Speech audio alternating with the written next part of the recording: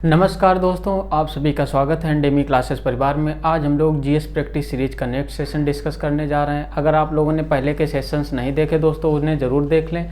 ये UP police और one day exams के लिए वेरी मोस्ट इंपॉर्टेंट क्वेश्चन की सीरीज है।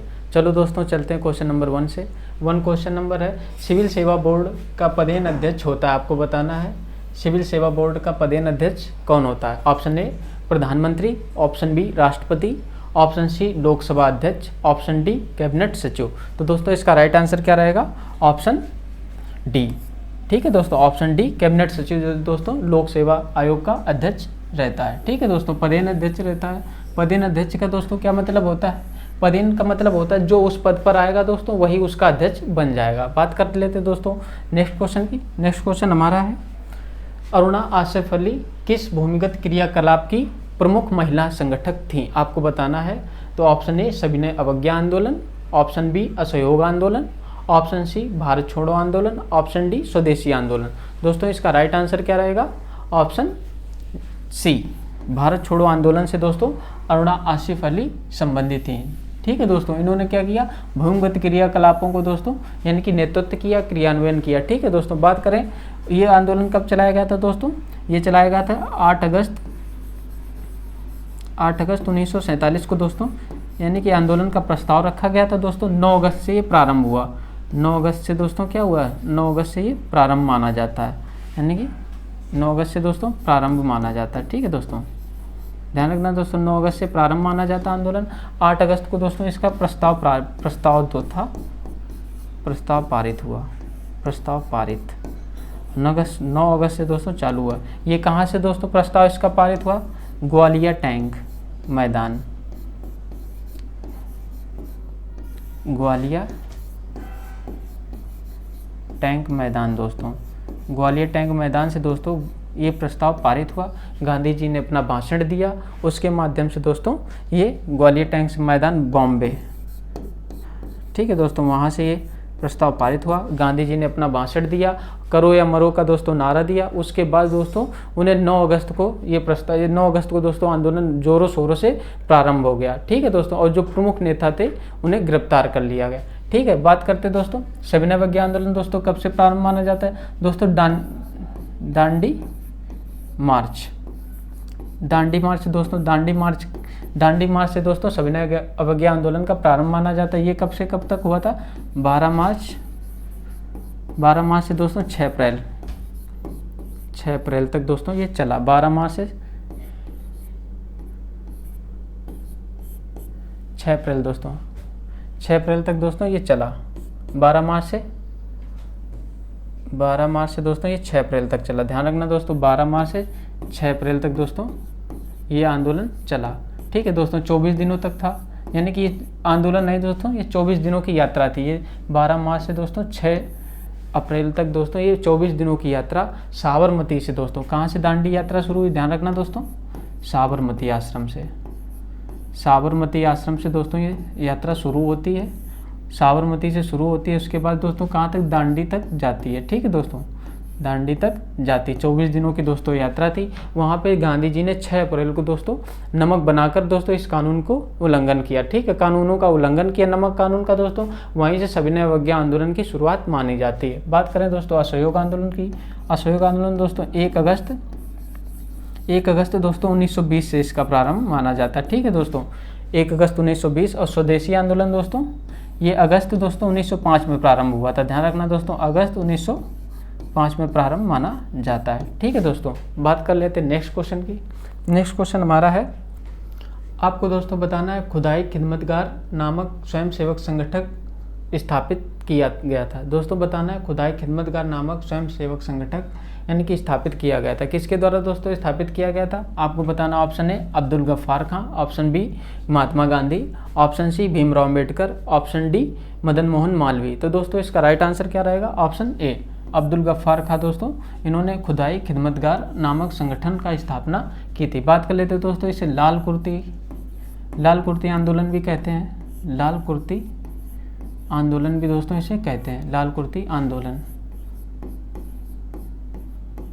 लाल कुर्ती आंदोलन भी दोस्तों इसे कहते हैं, ध्यान रखना दोस्तों, लाल कुर्ती आंदोलन भी इसे कहते हैं। ये कब दोस्तों प्रारंभ हुआ? प्रारंभ दोस्तों हुआ 1929 को प्रारंभ हुआ, ध्यान रखना 1929 को प्रारंभ हुआ। बात कर लेते हैं दोस्तों अन्य ऑप्शंस की। गांधी जी ने दोस्तों किसकी स्थापना की? गांधी जी ने हरिजन सेवक संघ, हरिजन सेवक संघ दोस्तों, हरिजन सेवक संघ की स्थापना की अस्पृश्यता को दोस्तों खत्म करने के लिए। हरिजन सेवक संघ को स्थापना की दोस्तों 1932 में स्थापना की। हरिजन सेवक संघ की दोस्तों 1932 में स्थापना की। अस्पृश्यता का दोस्तों अंत करने के लिए रचनात्मक कार्यों को दोस्तों बढ़ावा दिया। भीमराव अम्बेडकर जी ने दोस्तों बहिष्कृत हितकारिणी सभा की स्थापना की, ध्यान रखना, बहिष्कृत दोस्तों हितकारिणी सभा,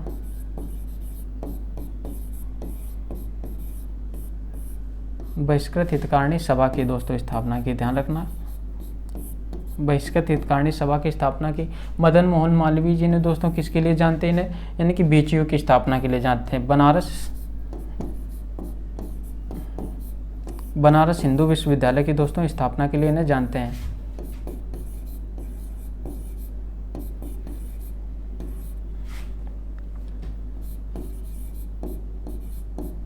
बनारस हिंदू विश्वविद्यालय की दोस्तों स्थापना के लिए इन्हें जानते हैं, संस्थापक थे। स्थापना इन्होंने की दोस्तों, कब की दोस्तों स्थापना की?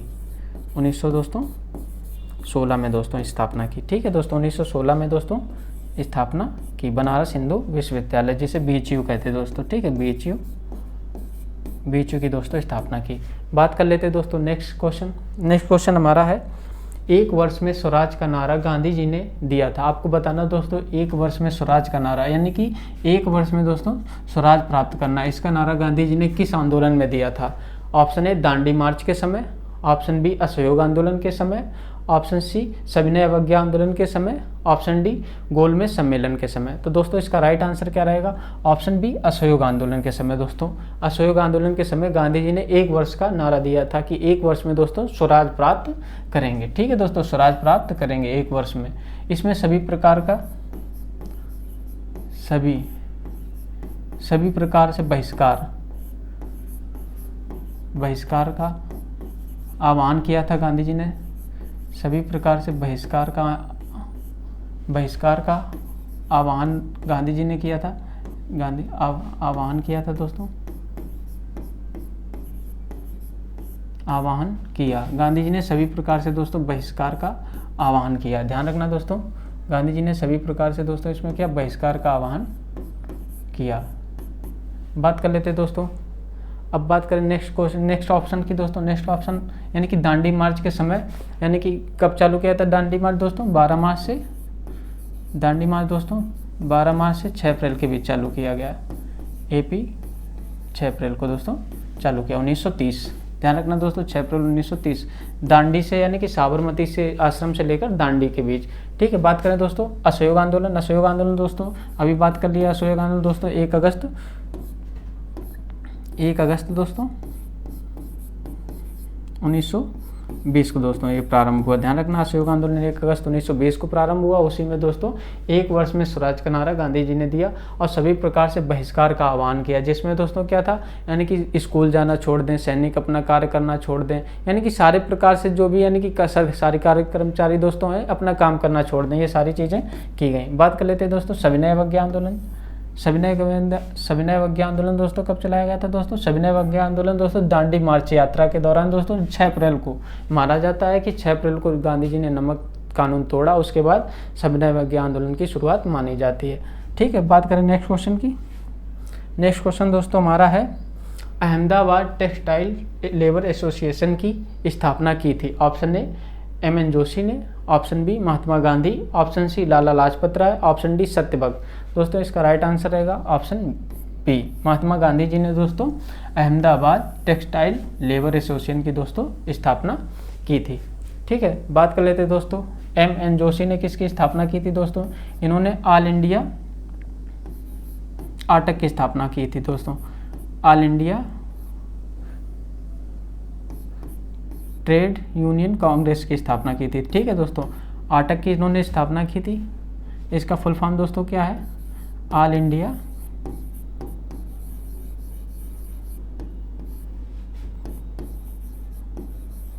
All India trade union Congress, all India trade union Congress की स्थापना दोस्तों एम.एन. जोशी ने की थी दोस्तों। इसके प्रथम जो सचिव थे, जो प्रथम दोस्तों इसके अध्यक्ष थे, प्रथम दोस्तों इसके अध्यक्ष थे, कौन थे प्रथम अध्यक्ष दोस्तों इसके थे? प्रथम अध्यक्ष दोस्तों लाला लाजपत राय थे, लाला लाजपत राय, ध्यान रखना दोस्तों, लाला लाजपत राय इसके प्रथम अध्यक्ष थे, लाला लाजपत राय दोस्तों इसके प्रथम अध्यक्ष थे, ध्यान रखना, ठीक है, लाला लाजपत राय प्रथम अध्यक्ष थे। बात कर लेते हैं दोस्तों, महात्मा गांधी ने अहमदाबाद टेक्सटाइल लेबर एसोसिएशन की स्थापना की, लाला लाजपत राय इसके प्रथम अध्यक्ष थे। सत्यवक्त ने दोस्तों किसकी स्थापना की? कम्युनिस्ट पार्टी ऑफ इंडिया की दोस्तों, CPI, communist party of India की दोस्तों स्थापना की। कहाँ पर की दोस्तों? ध्यान रखना दोस्तों, कानपुर में की, कानपुर में की दोस्तों। कब की? कानपुर में दोस्तों 1925 में की। कम्युनिस्ट पार्टी ऑफ इंडिया की दोस्तों स्थापना कानपुर में 1925 में की, ठीक है दोस्तों। बात कर लेते हैं दोस्तों नेक्स्ट क्वेश्चन की। नेक्स्ट क्वेश्चन हमारा दोस्तों रहने वाला है, प्रार्थना समाज के संस्थापक कौन थे? यानी कि आपको बताना है, option A Dayanand Saraswati, option B Atmaram Pandurang, option C Swami Sahajanand, option D Annie Besant. दोस्तों इसका राइट आंसर क्या रहेगा? प्रार्थना समाज दोस्तों एक संगठन था, इसकी स्थापना दोस्तों किसने की? आत्माराम पांडुरंग ने दोस्तों की, ठीक है दोस्तों। आत्माराम पांडुरंग ने दोस्तों की, कब की दोस्तों इसकी स्थापना दोस्तों? इसकी स्थापना दोस्तों मार्च 1967 में दोस्तों होती है। कब दोस्तों? मार्च 1967 में होती है दोस्तों। इसी के एक बहुत ही यानी कि प्रसिद्ध यानी कि प्रमुख एक सदस्य कौन थे दोस्तों? इसके एक प्रमुख सदस्य थे दोस्तों MG रनाडे, MG रनाडे दोस्तों, MG रनाडे दोस्तों इसके एक प्रमुख सदस्य थे, ठीक है दोस्तों, ध्यान रखना, MG रनाडे दोस्तों एक प्रमुख सदस्य दोस्तों थे। MG रनाडे। बात कर लेते हैं दयानंद सरस्वती दोस्तों, किससे संबंधित है? दयानंद सरस्वती जी ने दोस्तों किसकी स्थापना की? आर्य समाज की दोस्तों स्थापना की, आर्य समाज की दोस्तों स्थापना की, ध्यान रखना दोस्तों, आर्य समाज की स्थापना की। कब की दोस्तों की? 1875 में दोस्तों की, 1875 में दोस्तों आर्य समाज की स्थापना की। बात कर लेते हैं दोस्तों स्वामी सहजानंद, स्वामी सहजानंद दोस्तों अखिल भारतीय किसान सभा की स्थापना की, किसकी दोस्तों? अखिल भारतीय किसान सभा की दोस्तों स्थापना की, किसान सभा की स्थापना, ठीक है दोस्तों। कब की दोस्तों? 1936 में दोस्तों की। और इसके दोस्तों प्रथम जो यानी कि सचिव थे, प्रथम सचिव दोस्तों कौन थे? सचिव दोस्तों इसके NG रंगा थे, NG रंगा, ठीक है दोस्तों, NG रंगा दोस्तों इनके प्रथम यानी कि सचिव थे, जबकि अध्यक्ष दोस्तों स्वामी सहजानंद थे। बात कर लेते हैं दोस्तों एनी बेसेंट, यानी कि भारतीय होम रूल लीग की स्थापना, Akhil Bharatiya home rule league, ठीक है दोस्तों, Akhil Bharatiya home rule league की दोस्तों स्थापना की।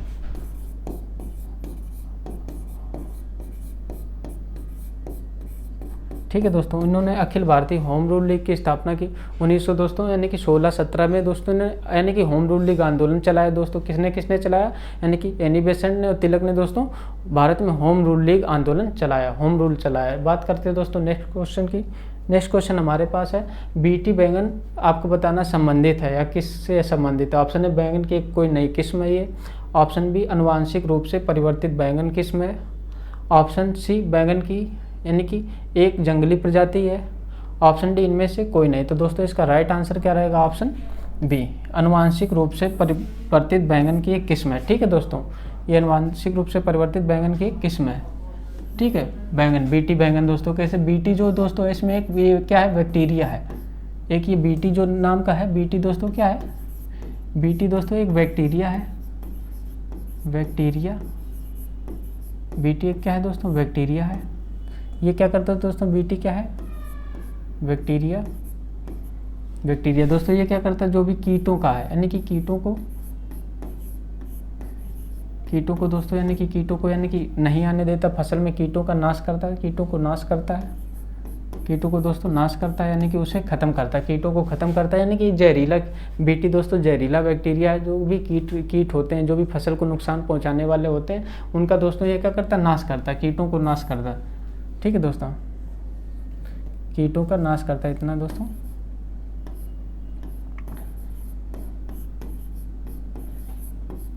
कीटों का नाश करता है दोस्तों। बीटी का दोस्तों फुल फॉर्म क्या है? BT bacillus थूरीजेनेसिस। बीटी का दोस्तों क्या है? बैसिलस, ध्यान रखना, बैसिलस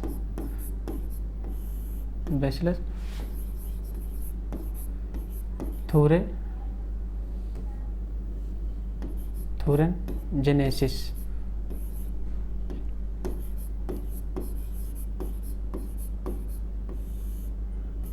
बैसिलस थूरेनजेनेसिस दोस्तों इसका पूरा नाम है। ध्यान रखना दोस्तों, बैसिलस थूरेनजेनेसिस इसका पूरा नाम है।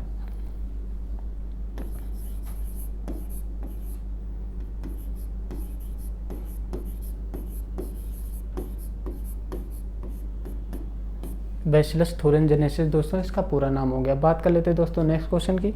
नेक्स्ट क्वेश्चन हमारा है, भारतीय संविधान की प्रस्तावना में संशोधन किया गया। ऑप्शन ए 7वां संविधान संशोधन, ऑप्शन बी 42वां संविधान संशोधन, ऑप्शन सी 44वां संविधान संशोधन, ऑप्शन डी 52वां संविधान संशोधन। दोस्तों इसका राइट आंसर क्या रहेगा? 42वें संविधान संशोधन से दोस्तों भारतीय यानी कि संविधान की जो प्रस्तावना थी उसमें दोस्तों क्या संशोधन किया गया। बात कर लेते हैं दोस्तों इसमें दोस्तों क्या प्रस्तावना में संशोधन किया गया। प्रस्तावना में दोस्तों समाजवादी शब्द जोड़ा गया, समाजवादी शब्द जोड़ा गया प्रस्तावना में, समाजवादी, पंथ निरपेक्ष शब्द जोड़े गए। ठीक है दोस्तों, पंथ निरपेक्ष शब्द जोड़े गए। ध्यान रखना दोस्तों, समाजवादी और पंथ निरपेक्ष शब्द जोड़े गए। ठीक है दोस्तों, और कौन सा शब्द जोड़ा गया दोस्तों? अखंडता शब्द जोड़ा गया, अखंडता दोस्तों। ये 3 शब्द प्रस्तावना में 1900 यानी कि 42वें संविधान संशोधन 1976 में दोस्तों जोड़े गए। ठीक है दोस्तों, 7वां संविधान संशोधन दोस्तों किससे संबंधित था? 7वां संविधान संशोधन दोस्तों ज़्यादातर प्रमुखता इसमें ये बात थी कि 2 या 2 से यानी कि एक राज्य का जो यानी कि जो राज्यपाल है 2 या 2 से अधिक राज्यों का राज्यपाल हो सकता है। जबकि 44वां संविधान संशोधन दोस्तों किससे संबंधित था? 44वें संविधान संशोधन से दोस्तों बहुत सारे प्रावधान किए गए जो 42वें संविधान संशोधन के द्वारा किए गए थे, उनको दोस्तों पुनः यानी कि उनका समाप्त कर दिया गया था। ठीक है दोस्तों, जबकि 52वां संविधान संशोधन 1985 में दोस्तों किससे? दल बदल से संबंधित है, दल बदल से दोस्तों संबंधित रहा है, दल बदल से संबंधित है। ठीक है दोस्तों, बात कर लेते हैं दोस्तों नेक्स्ट क्वेश्चन की। नेक्स्ट क्वेश्चन हमारा है, भारतीय संविधान में किस प्रकार की शासन प्रणाली की व्यवस्था की गई है? आपको बताना। ऑप्शन ए लोकतंत्रात्मक, ऑप्शन बी अध्यक्षात्मक, ऑप्शन सी संसदात्मक, ऑप्शन डी अर्ध लोकतंत्रात्मक। दोस्तों इसका राइट आंसर क्या रहेगा? ऑप्शन सी संसदात्मक दोस्तों व्यवस्था की गई भारतीय संविधान में दोस्तों। ठीक है, संसदात्मक व्यवस्था। इसमें क्या रहता है दोस्तों? जो कार्यपालिका है, जो दोस्तों कार्यपालिका है, क्या जो भी कार्यपालिका दोस्तों विधायिका के अधीन रहती है, विधायिका के प्रति जिम्मेदार रहती है, विधायिका के प्रति क्या रहती है दोस्तों? उत्तरदायी रहती है, उत्तरदायी रहती है। कार्यपालिका दोस्तों विधायिका के प्रति उत्तरदायी रहती है। जैसे दोस्तों इसमें कार्यपालिका में जो भी, जैसे मान लो मंत्री परिषद है, मंत्री परिषद दोस्तों क्या रहती है? लोकसभा के प्रति, मंत्री परिषद दोस्तों क्या है?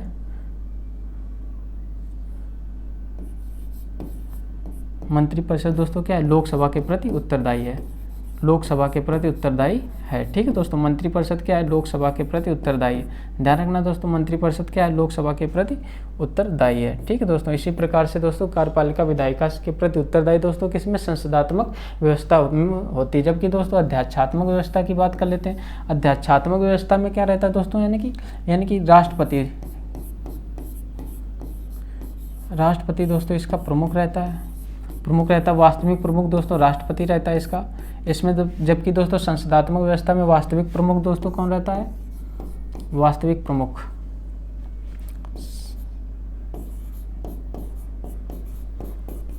संसदात्मक व्यवस्था में जो वास्तविक प्रमुख रहता है दोस्तों वो प्रधानमंत्री रहता है। कौन रहता है दोस्तों? पीएम रहता है, पीएम रहता है। वास्तविक प्रमुख दोस्तों पीएम रहता है, जबकि राष्ट्रपति प्रमुख इसमें रहता है। अध्यक्षात्मक में दोस्तों राष्ट्रपति प्रमुख रहता है। जैसे अमेरिका में दोस्तों यही शासन प्रणाली है, अमेरिका में शासन प्रणाली है दोस्तों। उसमें क्या है कि कार्यपालिका, विधायिका और न्यायपालिका वहाँ तीनों रूप से अलग अलग स्वतंत्र हैं। ठीक है दोस्तों, बात करते हैं नेक्स्ट क्वेश्चन। परिभाषा से संवैधानिक सरकार का अर्थ है। दोस्तों संवैधानिक सरकार का क्या अर्थ है आपको बताना है। संवैधानिक सरकार क्या है? ऑप्शन ए विधानमंडल द्वारा सरकार, ऑप्शन बी लोकप्रिय सरकार, ऑप्शन सी बहुदलीय सरकार, ऑप्शन डी सीमित सरकार। दोस्तों इसका राइट आंसर संवैधानिक सरकार का आशय हो जाता है सीमित सरकार से, यानी कि जो भी सरकार है वो सीमित है, यानी कि संविधान के दायरे में, सीमित है, संविधान के दायरे में है। क्या है दोस्तों? संविधान के दायरे में है। ध्यान रखना दोस्तों, संविधान के दायरे में है। ठीक है दोस्तों, संविधान के दायरे में है, सीमित सरकार का आशय यही रहता है। बात करें नेक्स्ट क्वेश्चन की। नेक्स्ट क्वेश्चन दोस्तों, भारतीय संविधान के प्रथम अनुच्छेद के अनुसार भारत है, आपको बताना प्रथम अनुच्छेद में दोस्तों दिया गया है दोस्तों, भारत है, आपको बताना है राज्यों का समूह है, ऑप्शन बी राज्यों का फेडरेशन है, ऑप्शन सी राज्यों का कन्फेडरेशन है, ऑप्शन डी राज्यों का यूनियन है। तो दोस्तों इसमें क्या रहेगा राइट आंसर? ऑप्शन डी राज्यों का यूनियन। ठीक है दोस्तों, राज्यों का क्या है? यूनियन है। भारत राज्यों का यूनियन है, यानी कि द यूनियन ऑफ स्टेट। ठीक है दोस्तों, भारत राज्यों का क्या है दोस्तों? यूनियन है। याद रखना दोस्तों, यूनियन है ये दोस्तों। संविधान के अनुच्छेद दोस्तों किस में दिया गया? अनुच्छेद 1 में दिया गया दोस्तों। ठीक है, भारत क्या है? राज्यों का यूनियन है, द यूनियन ऑफ स्टेट। ठीक है दोस्तों, इसमें राज्य जो भी ये राज्य हैं, जो भी दोस्तों राज्य हैं, ध्यान रखना दोस्तों, जो भी दोस्तों राज्य हैं, इसमें दोस्तों जो भी राज्य या केंद्र शासित प्रदेश हैं दोस्तों, उन्हें अलग होने का अधिकार नहीं है। ध्यान रखना, उन्हें अलग होने का अधिकार नहीं है, अलग होने का अधिकार नहीं है, होने का अधिकार नहीं, होने का अलग होने का अधिकार दोस्तों नहीं है, अलग दोस्तों होने का अधिकार नहीं है, अलग होने का दोस्तों अधिकार नहीं है। ध्यान रखना दोस्तों। ठीक है दोस्तों, बात कर लेते हैं नेक्स्ट क्वेश्चन की। नेक्स्ट क्वेश्चन हमारा, भारतीय संविधान मान्यता देता है, ऑप्शन ए केवल धार्मिक अल्पसंख्यक, ऑप्शन बी केवल भाषाई अल्पसंख्यक, ऑप्शन सी धार्मिक एवं भाषाई अल्पसंख्यकों को, ऑप्शन डी धार्मिक हो गए, भाषाई हो गए और नरजातीय अल्पसंख्यकों को। दोस्तों इसका राइट आंसर क्या रहेगा? राइट आंसर रहेगा ऑप्शन सी, धार्मिक और भाषाई अल्पसंख्यकों को दोस्तों भारतीय संविधान मान्यता देता है। ठीक है दोस्तों, भारतीय संविधान का दोस्तों अनुच्छेद दोस्तों कौन सा है? अनुच्छेद दोस्तों 29, यानी कि अनुच्छेद 29 दोस्तों क्या करता है? जो भी अल्पसंख्यक हैं, जो भी अल्पसंख्यक वर्ग के, यानी कि धार्मिक हो गए, जो भी सामाजिक हो गए, सांस्कृतिक दोस्तों हो गए, उन सब चीज़ों को दोस्तों संरक्षण देता है। जबकि अनुच्छेद दोस्तों 30 दोस्तों उनके द्वारा कोई भी, यानी कि यूनिवर्सिटी, कोई भी कॉलेज या कोई भी, यानी कि दोस्तों संस्था स्थापित करके उसका प्रशासन किया जा सकता है दोस्तों। तो अनुच्छेद 30 दोस्तों इससे संबंधित है, धार्मिक यानी कि अल्पसंख्यकों से संबंधित है। धार्मिक और भाषाई आधार पर जो भी उनकी लिपि संस्कृति का जो संरक्षण की बात आती है दोस्तों अनुच्छेद 29 में आ जाती है। जबकि दोस्तों उनके द्वारा कोई भी संस्था स्थापित की जाती है उनके संरक्षण के लिए दोस्तों, वो अनुच्छेद 30 में आ जाती है। बात करें नेक्स्ट क्वेश्चन की। नेक्स्ट क्वेश्चन दोस्तों, अंतर्राष्ट्रीय तिथि रेखा कहलाती है, यानी कि अंतर्राष्ट्रीय तिथि रेखा जो है दोस्तों कौन सी देशांतर रेखा कहलाती है? ऑप्शन ए 180 देशांतर, ऑप्शन बी 0 देशांतर, ऑप्शन सी यानी कि 150 देशांतर, ऑप्शन डी 160 डिग्री देशांतर। दोस्तों इसका राइट आंसर क्या रहेगा? ऑप्शन ए 180 डिग्री देशांतर दोस्तों अंतर्राष्ट्रीय तिथि रेखा दोस्तों कहलाती है। बात कर लेते हैं दोस्तों 0 देशांतर को क्या कहते हैं दोस्तों? इसे यामोत्तर यानी कि प्रधान यामोत्तर कहते हैं, प्रधान यामोत्तर दोस्तों, प्रधान यामोत्तर दोस्तों कहते हैं। ठीक है दोस्तों, बात कर लेते हैं दोस्तों 180 यानी कि 180 डिग्री जो देशांतर दोस्तों क्या है दोस्तों? ये तिथि रेखा है, यानी कि इसी के द्वारा दोस्तों तिथि रेखा है, ये तिथियां डिसाइड होती हैं दोस्तों, तिथि रेखा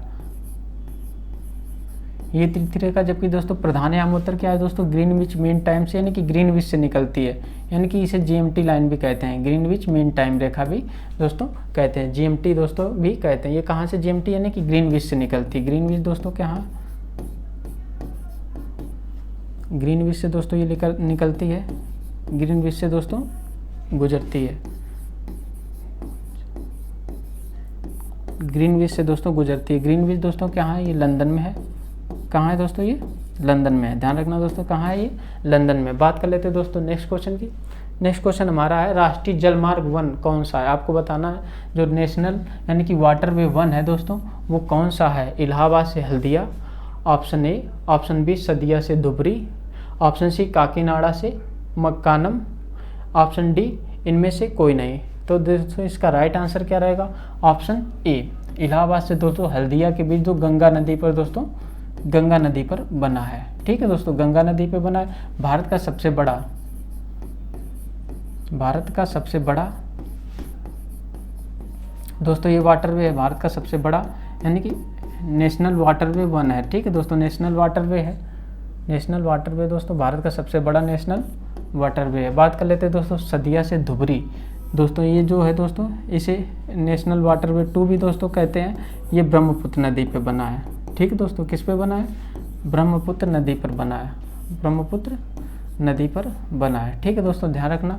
काकीनाडा से दोस्तों मक्कानम, ये दोस्तों क्या है, ये दोस्तों गोदावरी और कृष्णा नदियों पे बना है, गोदावरी कृष्णा नदियों के बीच बना। ठीक है दोस्तों, गोदावरी कृष्णा नदियों के बीच बना है दोस्तों। इसे दोस्तों NH नेशनल वाटरवे दोस्तों, नेशनल वाटरवे 4 भी कहते हैं।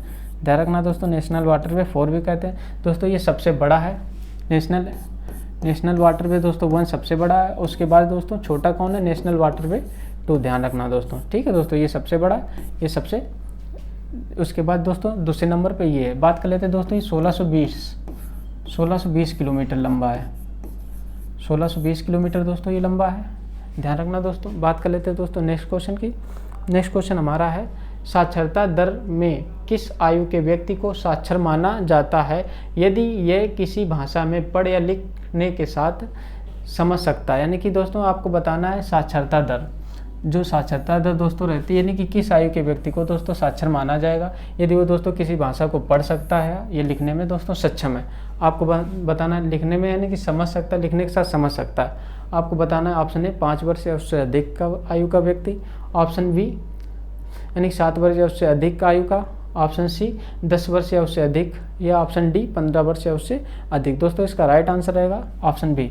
दोस्तों जो 7 वर्ष की आयु यानी कि कोई भी बालक है दोस्तों, ये 7 वर्ष उससे अधिक आयु का व्यक्ति है या बालक है दोस्तों, अगर वो पढ़ सकता है दोस्तों, क्या है, पढ़ सकता है कोई भी एक भाषा दोस्तों, यानी कि क्या है, वो पढ़ सकता है कोई भाषा दोस्तों, पढ़ सकता है, पढ़ने के साथ दोस्तों वो समझ भी रहा, समझ सकता है,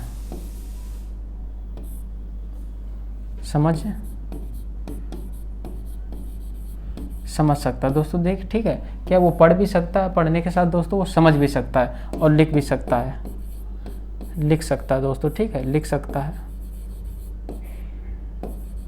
ये लिख सकता है। ठीक है दोस्तों, तो क्या है वो दोस्तों साक्षर है।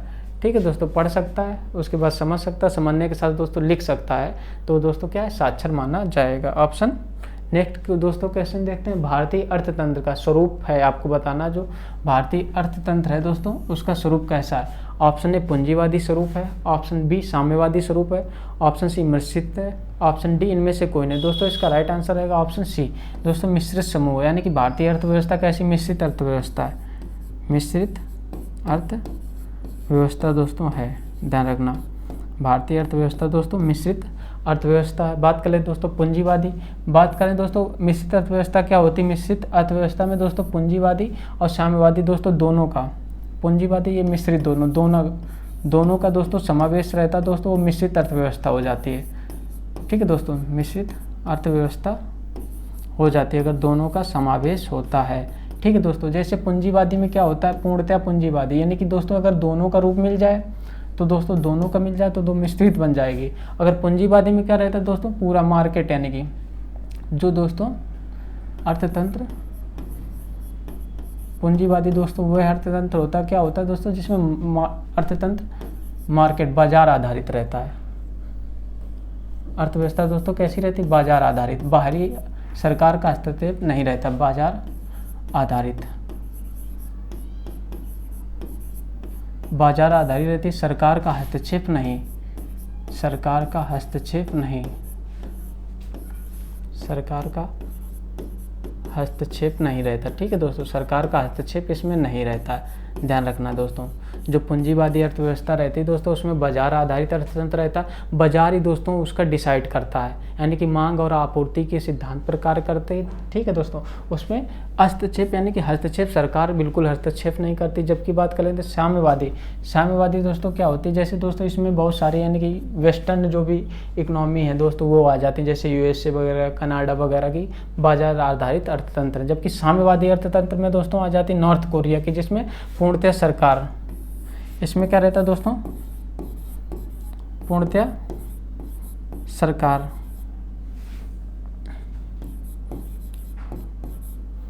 सरकार द्वारा डिसाइड किया जाता है दोस्तों। पूर्णतः सरकार द्वारा डिसाइड किया जाता है, पूर्णतः सरकार के नियंत्रण में रहती है कि उसे क्या करना क्या नहीं। जबकि भारतीय अर्थव्यवस्था में क्या है दोस्तों, कुछ चीज़ें सरकारी सेक्टर के पास हैं और कुछ चीज़ें भारतीय यानी कि कुछ चीज़ें प्राइवेट सेक्टर के पास हैं। तो दोस्तों दोनों का मिला जुला रूप है। ठीक है दोस्तों, बात करें नेक्स्ट क्वेश्चन की।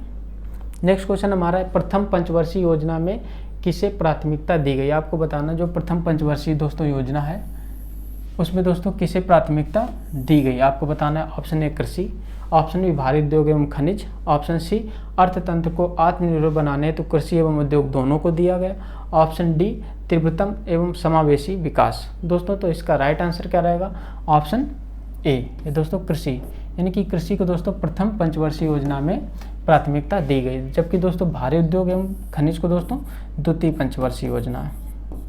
कौन सी दोस्तों, द्वितीय पंचवर्षीय योजना।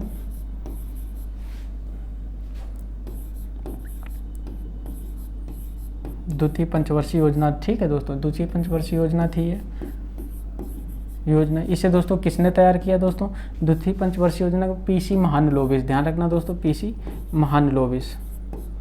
महालनोबिस ने तैयार किया, पीसी महालनोबिस ने तैयार किया। ठीक है दोस्तों, जबकि प्रथम पंचवर्षीय योजना को दोस्तों यानी कि हेराल्ड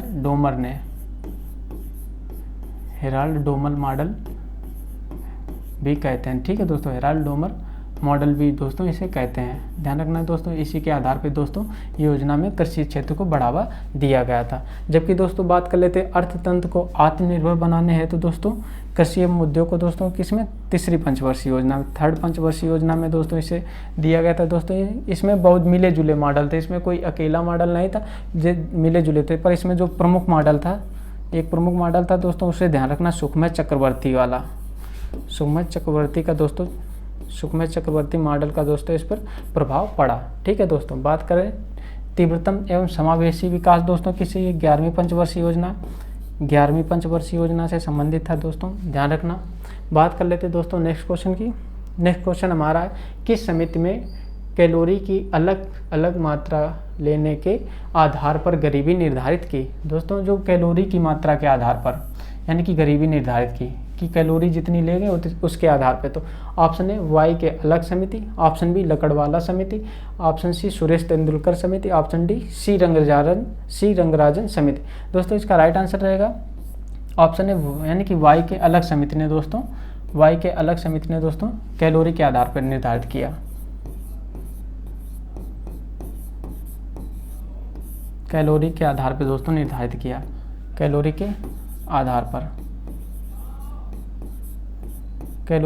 पर दोस्तों निर्धारित किया। दोस्तों इसमें जो ग्रामीण क्षेत्र में दोस्तों, ग्रामीण क्षेत्र के व्यक्ति के लिए दोस्तों कितनी कैलोरी रखी, ग्रामीण क्षेत्र के व्यक्ति के लिए दोस्तों उसे यानी कि प्रतिदिन अगर 2100 कैलोरी दोस्तों ले रहा है प्रतिदिन, ग्रामीण क्षेत्र का जो दोस्तों व्यक्ति है, जो ग्रामीण क्षेत्र का व्यक्ति अगर प्रतिदिन 2400 कैलोरी, दोस्तों कितना है, ग्रामीण क्षेत्र का व्यक्ति अगर प्रतिदिन 2400 कैलोरी ले रहा है, जबकि शहरी क्षेत्र का दोस्तों व्यक्ति की प्रतिदिन कितनी 2100 कैलोरी ले रहा है। कितनी दोस्तों, ध्यान रखना 2100 कैलोरी ले रहा है, तो वो दोस्तों गरीब, इससे अगर इतनी कैलोरी या इससे अधिक कैलोरी ले रहा तो दोस्तों वो गरीब नहीं गिना जाएगा। ठीक है दोस्तों, ग्रामीण क्षेत्र में 2400 कैलोरी का मापक निर्धारित किया, जबकि शहरी क्षेत्र में दोस्तों 2100 कैलोरी का मापन निर्धारित किया। बात कर लेते हैं दोस्तों नेक्स्ट क्वेश्चन देख लेते हैं, लकड़वाला समिति और सुरेश तेंदुलकर और सी रंगराजन दोस्तों इन्होंने किस आधार पर दिया दोस्तों, किस आधार पर दिया, ध्यान रखना है दोस्तों, इन्होंने दिया यानी कि मूल्य मासिक उपभोग, यानी कि एक व्यक्ति दोस्तों एक मास में कितना उपभोग, एक महीने में दोस्तों कितना उपभोग कर लेता, मासिक उपभोग पर, यानी कि मासिक उपभोग पर आधारित दिया कि एक व्यक्ति एक वर्ष में दोस्तों, एक महीने में दोस्तों कितने रुपए खर्च कर लेता है, उसके आधार पर दिया। तो मासिक उपभोग के आधार पर दोस्तों इनका ध्यान रखना। जबकि कैलोरी का मापक दोस्तों किसने दिया, वाई के अलग समिति ने दिया। बात कर लेते हैं दोस्तों नेक्स्ट क्वेश्चन की। नेक्स्ट क्वेश्चन है महात्मा गांधी से संबंधित दोस्तों उनका समाधि स्थल कौन सा आपको बताना है। Option A Rajghat, option B Shantivan, option C Shakti Sthal, option D वीरभूमि। तो दोस्तों इसका राइट आंसर क्या रहेगा, ऑप्शन ए दोस्तों राजघाट। महात्मा गांधी ने दोस्तों संबंधित स्थल कौन सा, राजघाट है। जबकि शांतिवन दोस्तों किससे संबंधित है, जवाहरलाल नेहरू से।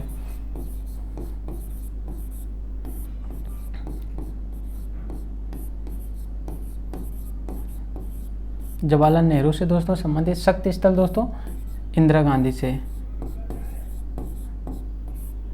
इंदिरा गांधी से दोस्तों संबंधित है, ध्यान रखना शक्ति स्थल। जबकि दोस्तों वीरभूमि दोस्तों किससे संबंधित है, राजीव गांधी से। ठीक है दोस्तों, वीरभूमि किससे संबंधित है, राजीव गांधी से संबंधित है स्थल। ध्यान रखना दोस्तों, ये स्थल है उनके समाधि स्थल है। ठीक है दोस्तों, बात करें नेक्स्ट क्वेश्चन की। नेक्स्ट क्वेश्चन हमारा है, नेक्स्ट क्वेश्चन है युद्ध काल के दौरान साहसिक प्रदर्शन के लिए, यानी कि साहसिक प्रदर्शन के लिए सैनिकों को यानी कि दिया जाने वाला सर्वोच्च दोस्तों ये पुरस्कार कौन सा है। ऑप्शन ए अशोक चक्र, ऑप्शन बी परमवीर चक्र, ऑप्शन सी महावीर चक्र, ऑप्शन डी शौर्य चक्र। दोस्तों इसका राइट आंसर रहेगा ऑप्शन बी, यानी कि परमवीर चक्र दोस्तों दिया जाता है, यानी कि साहसिक युद्ध काल के दौरान। ध्यान रखना दोस्तों, युद्ध काल के दौरान आइए साहसिक दोस्तों, साहसिक प्रदर्शन के लिए सैनिकों को कौन सा दिया जाता है दोस्तों, परमवीर चक्र दिया जाता है। बात कर लेते हैं दोस्तों, यानी कि दो प्रकार से दिए जाते हैं ये पुरस्कार दोस्तों। एक युद्ध काल के दौरान दोस्तों, युद्ध काल के दौरान, एक दोस्तों हो गए शांति, शांति के दौरान दोस्तों, यानी कि जो भी उनके साहसिक यानी कि साहसिक और विशिष्ट प्रदर्शन के लिए दिया जाते हैं। युद्ध काल के दौरान दोस्तों सबसे फर्स्ट पे जो दोस्तों आता है वो है परमवीर चक्र। परमवीर चक्र दोस्तों आ जाता है। जबकि उसके बाद सेकेंड पे दोस्तों कौन सा आ जाता है, परमवीर चक्र के बाद दोस्तों महावीर चक्र, महावीर चक्र। ध्यान रखना दोस्तों, परमवीर के चक्र के बाद महावीर चक्र दोस्तों आ जाता है।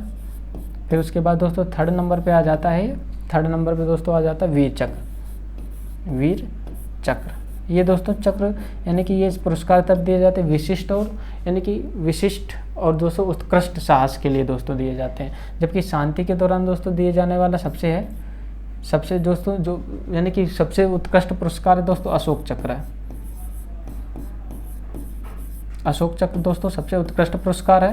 फिर उसके बाद दोस्तों जो सेकेंड नंबर पे आ जाता है दोस्तों कीर्ति चक्र आ जाता है, कीर्ति चक्र आ जाता है। और दोस्तों थर्ड नंबर पे दोस्तों आ जाता है जो शौर्य चक्र, शौर्य चक्र। ध्यान रखना दोस्तों,